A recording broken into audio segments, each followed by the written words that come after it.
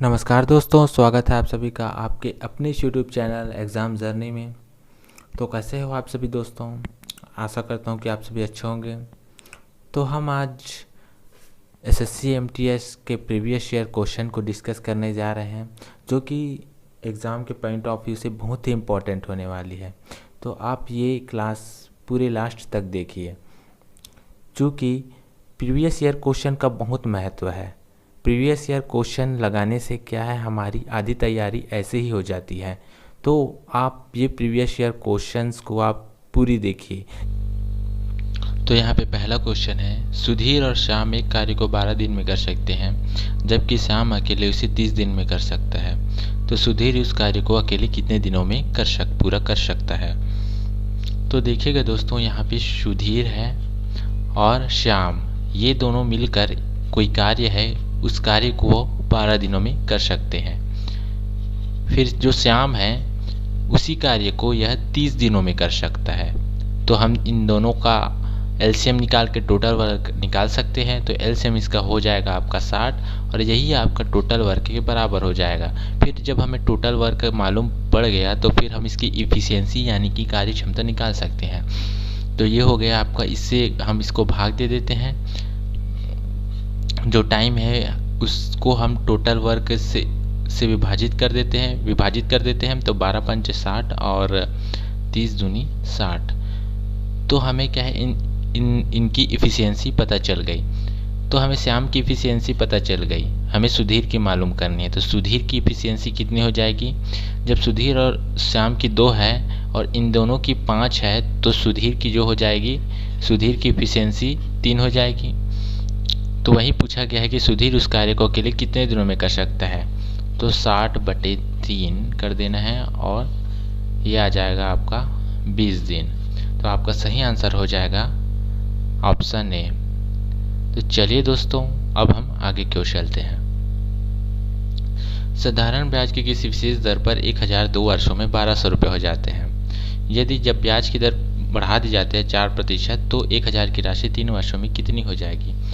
तो हमें सबसे पहले तो हमें दर याद करना है, क्योंकि यहाँ पे दर दिया नहीं गया है। यहाँ पे क्या है, बढ़ाने की बात की गई है। जब दर हमें मालूम पड़ जाएगा तो हम दर निकाल लेते हैं। तो यहाँ पे है मूलधन 1000 और 2 वर्ष टाइम है और हमें दर निकालना है, उसको हम आर से रिप्रेजेंट कर देते हैं बटे 100। और यहाँ पे जब मिश्र धन 1200 है और मूलधन 1000 है, तो हमारा ब्याज जो निकल कर आ जाएगा वो 200 आ जाएगा। तो ये 2 जीरो से 2 जीरो कट गया, 1 जीरो से 1 जीरो और ये 2 से 2 कट गया। तो आर बराबर जो आ गया हमारा 10% आ गया। यहाँ पे 10 बचा है तो ये इधर जाके पक्षांतर हो जाएगा। तो आर बराबर 10% आ गया। तो दर 4% बढ़ा दी जाती है। तो 10% बढ़ाएंगे तो कितनी हो जाएगी? 14%। फिर 1000 की यही जो राशि है 1000 की, यह 3 वर्षों में कितनी हो जाएगी? तो हमें मिश्र धन निकाल लेना है।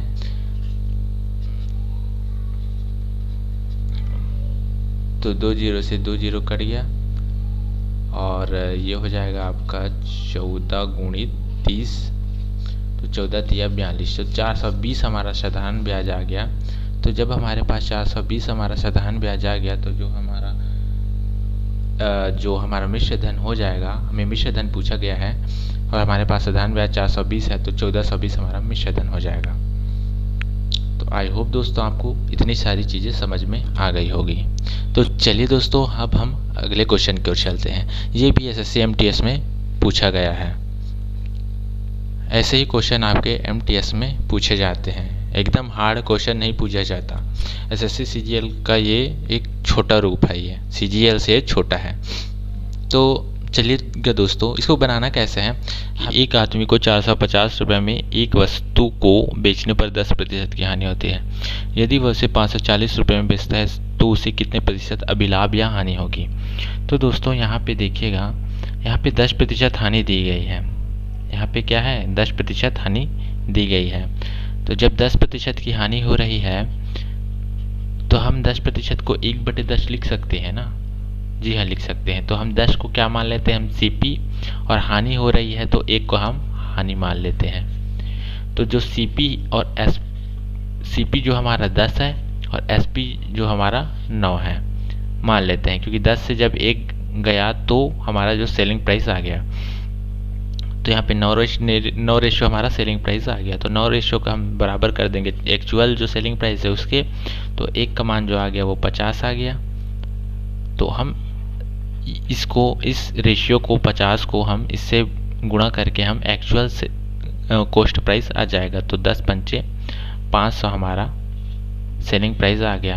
अब बोला क्या गया है, यदि इसी 540 रुपये में बेचता है, यदि हम इसे 540 रुपये में बेचें तो कितना प्रतिशत लाभ या हानि होगी। तो जब हम 540 रुपये में बेच रहे हैं तो हमें लाभ या हानि होगी। आप खुद ही सोचिए, जब ये हमारा CP है और ये हमारा SP है, तो यहाँ पे क्लियर हमें पता चल रहा है कि लाभ होगा। तो लाभ कितने का हो रहा है, 40 का। और किसके रिस्पेक्ट में निकालते हैं लाभ या हानि, हमेशा CP के रिस्पेक्ट में। तो 500 बटे में रहेगा, तो 2 जीरो से 2 जीरो कट गया और 5 अट्ठे 40, तो 8% हमारा सही आंसर हो जाएगा। तो 8% लाभ होगा। ठीक है दोस्तों, चलिए अब हम अगले क्वेश्चन की ओर चलते हैं। एक विक्रेता ने एक घोड़ा उसकी मूल कीमत पर 20% छूट पर खरीदा। उसने उसे मूल कीमत से 40% अधिक कीमत पर बेचा। उसे कितने प्रतिशत लाभ मिला। तो देखिएगा दोस्तों, ये भी बहुत अच्छा क्वेश्चन है। ये SSC MTS में आया हुआ क्वेश्चन है 2014 में का। तो मूल कीमत पर 20% छूट खरीदा, यानी कि हम बोल सकते हैं कि MRP पहले 100 रुपया थी। जब 20% छूट पर खरीदा गया तो इसका 20% छूट कितना हो जाएगा, 80 रुपया हो जाएगा। ये आपका कॉस्ट प्राइस हो जाएगा।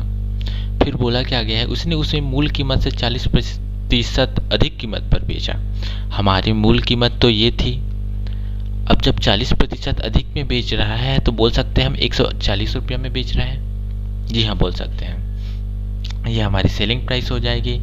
फिर पूछा क्या गया है कि कितना प्रतिशत लाभ मिला। तो जब भी लाभ या हानि की बात करते हैं तो हमेशा कॉस्ट प्राइस और सेलिंग प्राइस में ही निकालते हैं, ना कि मार्क प्राइस में। तो कॉस्ट प्राइस और सेलिंग प्राइस को देखते हैं।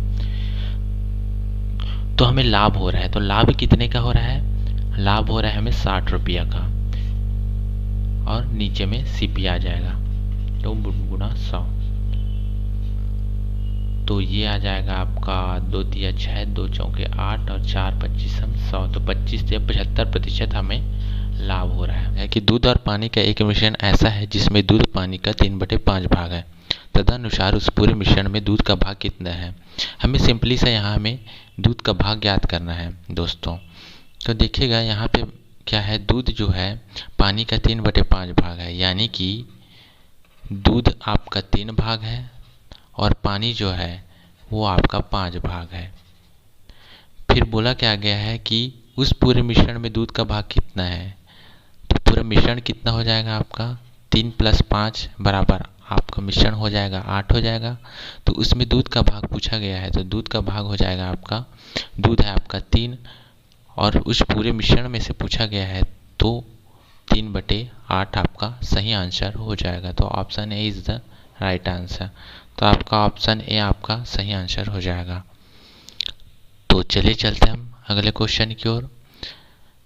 3 अंकों की वह संख्या बताएं जिसे 2, 5, 9, 11 से विभाजित करने पर प्रत्येक मामले में शेषफल 1 हो। तो हमें करना क्या है, यहाँ हमें वह संख्या ज्ञात करनी है जो कि 2, 5 और 9 और 11 से पूरी तरीके से विभाजित न होकर उसमें शेषफल 1 बचे। तो हम सिंपली से इसका LCM निकाल लेते हैं। तो LCM निकालने से हमें ज्ञात होता है, LCM कैसे निकालेंगे। अब यहाँ से तो वो किसी से विभाजित नहीं हो रहा है, सब अलग अलग संख्याएं हैं, तो हम सभी संख्याओं को गुणा कर देते हैं। 2 × 2 × 5 × 9 × 11। तो 2 पंचे 10, 10 × 90 और 90 × 11 990 हो जाएगा। अब बोला क्या गया है कि शेषफल 1 हो, तो हम यहाँ +1 कर देते हैं, क्योंकि शेषफल एक बचने की बात कही जा रही है। तो 999 हमारा सही आंसर हो जाएगा। तो 2 और 5 और 9 और 11 से जब इसको विभाजित करेंगे तो हमारे पास जो शेषफल है वो 1 बचेगा। ठीक है दोस्तों, तो चलिए हम अब अगले क्वेश्चन की ओर चलते हैं। एक विद्यालय के 20 विद्यार्थियों की औसत आयु 14 वर्ष है। 19 वर्ष और 20 वर्ष आयु के 2 विद्यार्थी विद्यालय में प्रवेश लेते हैं, तो विद्यार्थियों की नई औसत आयु क्या होगी? तो देखिएगा दोस्तों, यहाँ पे बोला गया है कि औसत आयु हमें दी गई है, 20 विद्यार्थियों की औसत आयु वो है 14 वर्ष। तो हम कुल योग निकाल लेते हैं उन 20 विद्यार्थियों का। तो यहाँ पे कितना आ जाएगा? 280 वर्ष इन लोग का आपका औसत कुल वर्ष आ जाएगी। फिर बोला क्या गया है कि 19 वर्ष और 20 वर्ष आयु के 2 विद्यार्थी विद्यालय में प्रवेश लेते हैं। तो एक है 19 वर्ष के और एक है 20 वर्ष के। तो जब इनको जोड़ा जाता है तो इनकी आयु का जो योग होगा वो होगा 319 आपकी आयु का योग होगा इन सभी विद्यार्थियों की। तो अब टोटल कितने विद्यार्थी हो गए? टोटल हो गए 20 तो पहले से थे, फिर एक विद्यार्थी और जुड़े, फिर एक विद्यार्थी 19 और 20 वर्ष के, तो टोटल हो गए 22 विद्यार्थी। तो हमें औसत आयु पूछी जा रही है, तो हमें औसत आयु ज्ञात करने के लिए हम इसमें से भाग दे देते हैं। 319 में से 22 को भाग दे देते हैं, ठीक है। 22 से विभाजित कर देते हैं 319 को, तो 22 से कम 22 और 9 बचा 22 के 88, 10 फिर 22 पंचे 110, तो 14.5 वर्ष हमारी औसत आयु यहाँ पे आ गई।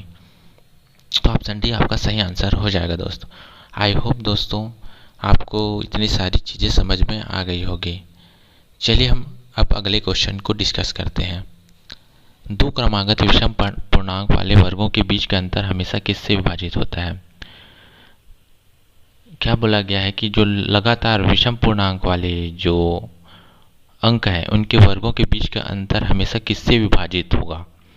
तो देख लेते हैं दोस्तों, हम सबसे पहले लेते हैं 3 और उसके बाद आता है 5। तो हम इनका वर्ग ले लेते हैं और इनका वर्ग ले लेते हैं। इनका वर्ग होता है 25 और 3 का वर्ग होता है 9, और इन दोनों का जो अंतर होता है वो होता है 16। तो ये इनमें से किससे विभाजित हो रहा है? तो आपको पता चल रहा है कि ये तो हमारा 8 से विभाजित हो रहा है, तो हमारा सही आंसर हो जाएगा। तो ये 8 से विभाजित हो रहा है, तो हमारा सही आंसर हो जाएगा 8। आप एक एग्जाम्पल लेकर और चेक कर सकते हैं, जैसे कि हम ले लेते हैं 9 ले लेते हैं, 7 और 9 ले लेते हैं। तो देखिएगा दोस्तों, क्योंकि 2 लगातार संख्याएं कही गई है, तो 9 × 81, 7 49, तो 11 में 9 गया 2 और 7 में 4 गया 3, तो ये भी 8 आपका 8 से विभाजित हो रहा है। तो हमारा सही आंसर हो जाएगा दोस्तों, हमारा 8 हमारा सही आंसर हो जाएगा। अब अगले क्वेश्चन की ओर चलते हैं। ए का धन बी के धन का 2/3 है और बी का धन सी के धन का 9/11 है, तो ए के धन से सी के धन का अनुपात बताएं। तो बोला क्या जा रहा है, ए का धन बी के धन का 2/3 है। तो हमारे पास जो ए और बी का जो रेशियो आएगा वो आएगा आपका 2:3। फिर बोला जा रहा है कि बी का धन सी के धन का 9/11 है, तो बी और सी का जो रेशियो आया वो 9:11 आया। अब हमें इन तीनों का रेशियो निकाल लेते हैं, तभी हम ए और सी का रेशियो निकाल पाएंगे।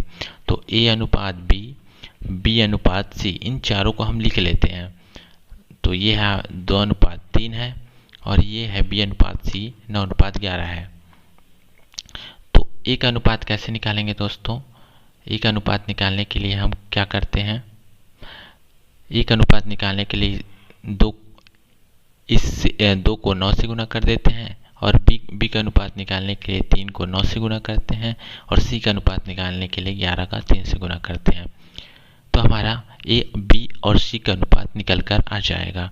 तो 2 × 18, 3 × 27 और 11 × 33। फिर हम इसको फुल काट लेते हैं, 3 × 6 = 18, 3 × 27 और 3 × 11 = 33। तो हमारा पूछा गया है कि ए का धन का सी के धन से अनुपात बताइए। तो ये है हमारा ए और ये है हमारा सी और ये है हमारा बी। तो ए और सी का जो अनुपात है वो है आपका 6:11 है। तो ऑप्शन सी आपका सही आंसर हो जाएगा। तो आपको इतनी सारी चीज़ें समझ में आ गई होगी दोस्तों। ये मैं आशा करता हूँ। तो चलिए हम दोस्तों बिना किसी देरी के अब आगे की ओर बढ़ते हैं। एक समचतुर्भुज का परिमाप 100 सेंटीमीटर है और उसका एक विकर्ण 40 सेंटीमीटर है। तदनुसार उसका क्षेत्रफल कितने सेंटीमीटर है? तो दोस्तों ये एक समचतुर्भुज है। ये क्या है आपका? एक समचतुर्भुज है। ये इसका पहला विकर्ण है और ये इसकी दूसरी विकर्ण है। ठीक है दोस्तों, और इसकी एक विकर्ण है वो 40 सेंटीमीटर है और जिसका परिमाप है 100 सेंटीमीटर। और परिमाप का जो फार्मूला होता है वो होता है 4a। तो ए का मान जो आ जाएगा वो आ जाएगा 25, यानी कि इसकी जो प्रत्येक भुजा है वो बराबर होती है और जो प्रत्येक भुजा है वो 25 सेंटीमीटर हो जाएगी। तो ये 25 25 इसकी प्रत्येक भुजा है। हमें पूछा गया है क्षेत्रफल, और क्षेत्रफल का फॉर्मूला आप तो जानते ही होंगे दोस्तों, समचतुर्भुज का 1/2 गुणित पहला विकर्ण गुणा दूसरा विकर्ण। ये आपका फार्मूला होता है। फार्मूला क्या होता है? 1/2 गुणित पहला विकर्ण गुणित दूसरा विकर्ण। तो हमें पहला विकर्ण तो ज्ञात है 40 सेंटीमीटर, हमें दूसरा विकर्ण ज्ञात करना है। तो दूसरा विकर्ण ज्ञात करने के लिए क्या करेंगे दोस्तों? इसके लिए सिंपल सा क्या करेंगे, आप ध्यान दीजिए यहाँ पे देखिए, ये पहला विकर्ण है, ये 40 सेंटीमीटर है।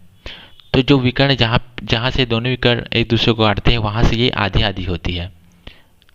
ये आधी दूरी की होती है। जैसे कि ये 40 है तो ये 20 होगा, ये भी 20 होगा। ठीक है दोस्तों, यहाँ से तो हमें क्या है, अब देखिए यहाँ पे 20 है, यहाँ पे 25 है। तो हम ये वाली भुजा को ज्ञात करने के लिए हम यहाँ पे पाइथागोरस प्रमेय लगा सकते हैं। जी हाँ, लगा सकते हैं। तो पाइथागोरस प्रमेय तो आप जानते ही हो। पाइथागोरस प्रमेय होता क्या है? कर्ण का स्क्वायर बराबर लंब का स्क्वायर प्लस आधार का स्क्वायर। तो कर्ण का स्क्वायर 25 को मान लेते हैं और लंब मान लेते हैं हम मान लेते हैं 20 को। तो 20 का स्क्वायर प्लस हमें आधार ज्ञात करना है।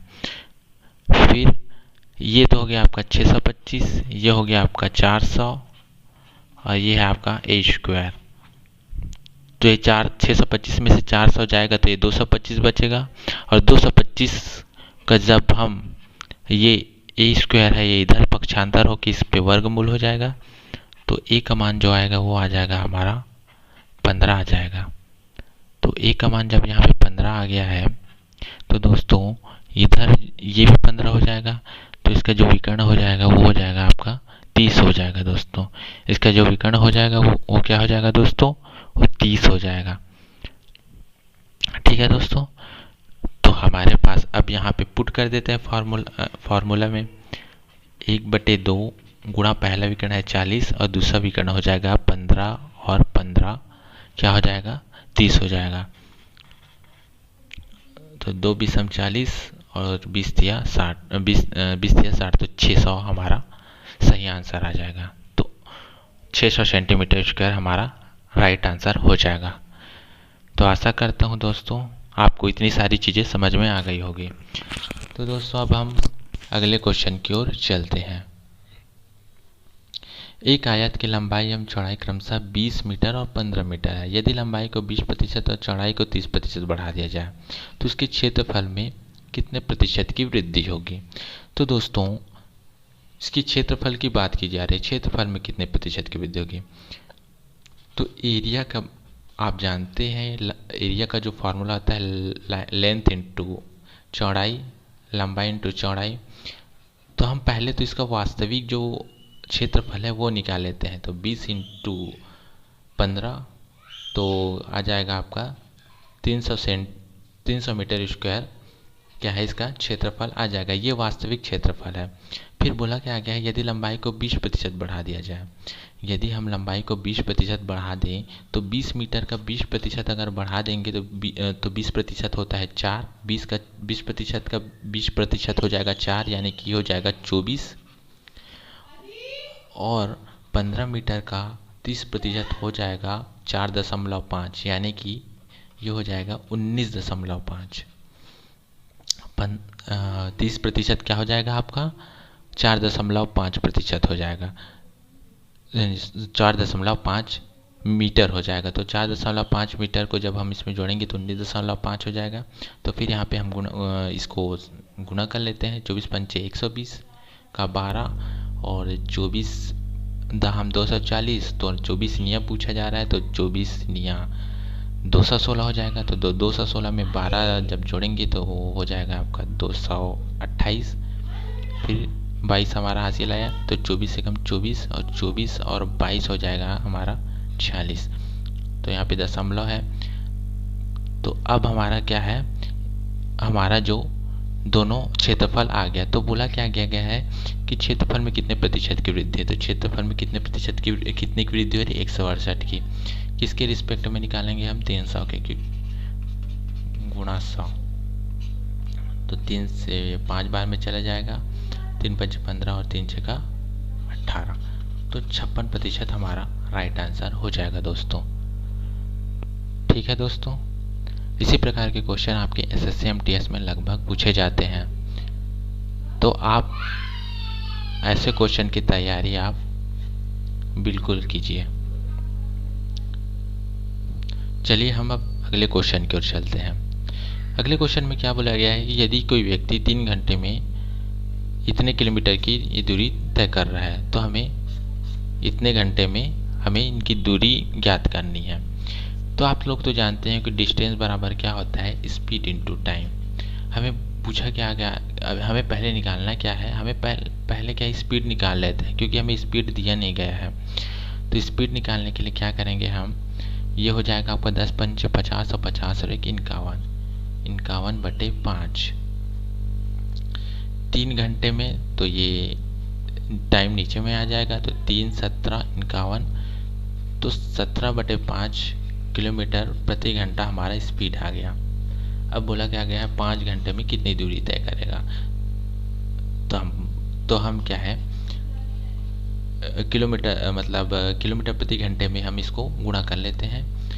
तो आ जाएगा हमारा 17 किलोमीटर हमारा सही आंसर हो जाएगा। तो ऑप्शन डी हमारा सही आंसर हो जाएगा दोस्तों।